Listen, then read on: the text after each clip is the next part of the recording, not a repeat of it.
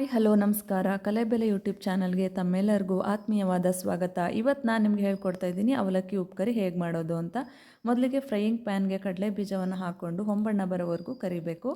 ಕಡಲೆ ಬೀಜ ಹಾಕೋದ್ರಿಂದ ಅವಲಕ್ಕಿ ಉಪ್ಪುಕರಿ ತುಂಬ ಟೇಸ್ಟಿಯಾಗಿರುತ್ತೆ ಮತ್ತು ಈ ರೀತಿ ಹುರ್ಕೊಳ್ಳೋದ್ರಿಂದ ಎಷ್ಟು ದಿನಗಳ ಕಾಲ ಇಟ್ಟರೂ ಕೂಡ ಕೆಡುವ ಸಾಧ್ಯತೆ ಇರೋದಿಲ್ಲ.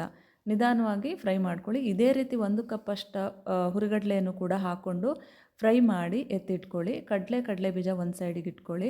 ನಂತರ ಫ್ರೈಯಿಂಗ್ ಪ್ಯಾನಿಗೆ ಸ್ವಲ್ಪ ಎಣ್ಣೆ ಹಾಕಿ ಕರಿಬೇವು, ಕೆಂಪು ಮೆಣಸಿಕಾಯಿ, ಹಸಿರು ಮೆಣಸಿಕಾಯಿ, ರುಚಿಗೆ ತಕ್ಕಷ್ಟು ಉಪ್ಪು, 2 ಸ್ಪೂನಷ್ಟು ಸಕ್ಕರೆಯನ್ನು ಹಾಕಿ ಅರಿಶಿನ 1 ಚಿಟಿಕೆ ಹಾಕಿ ಮಿಕ್ಸ್ ಮಾಡಿ ಇಟ್ಕೊಳ್ಳಿ. ಒಗ್ಗರಣೆ ಸಿದ್ಧವಾಗುತ್ತೆ. ಅದೇ ಒಗ್ಗರಣೆಗೆ ಮೊದಲೇ 5 ನಿಮಿಷಗಳ ಕಾಲ ಬಿಸಿ ಮಾಡಿ ಇಟ್ಕೊಂಡಂತಹ ಗರಿಗರಿಯಾದ ಅವಲಕ್ಕಿ, ಕಡಲೆ ಬೀಜ, ಕಡಲೆ ಎಲ್ಲವನ್ನು ಹಾಕಿ ಮಿಶ್ರಣವನ್ನು ಮಾಡಿಕೊಳ್ಳೋಣ. ನಾವು ನಿಧಾನವಾದ ಉರಿಯಲ್ಲಿ 5ರಿಂದ 10 ನಿಮಿಷಗಳ ಕಾಲ ಒಗ್ಗರಣೆ ಒಳಗಡೆ ಹಾಕಿದ ಅವಲಕ್ಕಿಯನ್ನು ನಿಧಾನವಾಗಿ ಮಿಕ್ಸ್ ಮಾಡ್ಕೊಳ್ಬೇಕು. ಆವಾಗ ಅವಲಕ್ಕಿ ಬೇಗ ಮೆತ್ತಗಾಗೋದಿಲ್ಲ. 15ರಿಂದ 20 ದಿನ ಇಟ್ಟರೂ ಕೂಡ ಗರಿಯಾಗಿರುತ್ತೆ. ಸಂಜೆ ಸ್ನ್ಯಾಕ್ಸ್ಗೆ ಇದು ತುಂಬ ರುಚಿಯಾಗಿರುತ್ತೆ. ಮಕ್ಕಳು ಸ್ಕೂಲಿಂದ ಬಂದಾಗ ಬೇಕಾದರೂ ಕೂಡ ನಿಮ್ಮ ಸ್ನ್ಯಾಕ್ಸ್ ಮೊದಲೇ ರೆಡಿ ಮಾಡಿ ಇಟ್ಕೊಂಡ್ರೆ ಮಳೆಗಾಲದಲ್ಲಿ ತುಂಬ ರುಚಿಯಾಗಿರುತ್ತೆ. ಅವಲಕ್ಕಿ ಆರೋಗ್ಯಕ್ಕೂ ಕೂಡ ತುಂಬ ಒಳ್ಳೆಯದು. ನೋಡಿ, ಈಗ ಅವಲಕ್ಕಿ ಉಪ್ಪುಕರಿ ಸಿದ್ಧವಾಗಿದೆ.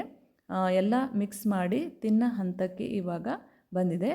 ಅವಲಕ್ಕಿ ಉಪ್ಪುಕರಿಯನ್ನು ಮಾಡುವ ವಿಧಾನ ನೀವೆಲ್ಲರೂ ಕಲೆಬೆಲೆ ಯೂಟ್ಯೂಬ್ ಚಾನಲ್ನಲ್ಲಿ ನೋಡಿದ್ದೀರಾ. ನನ್ನ ಚಾನಲನ್ನು ಸಬ್ಸ್ಕ್ರೈಬ್ ಮಾಡಿ, ಶೇರ್ ಮಾಡಿ, ಕಮೆಂಟ್ ಮಾಡಿ ಅಂತ ಕೇಳ್ಕೊಳ್ತೀನಿ. ಎಲ್ಲರಿಗೂ ಕೂಡ ಧನ್ಯವಾದಗಳು. Thank you so much.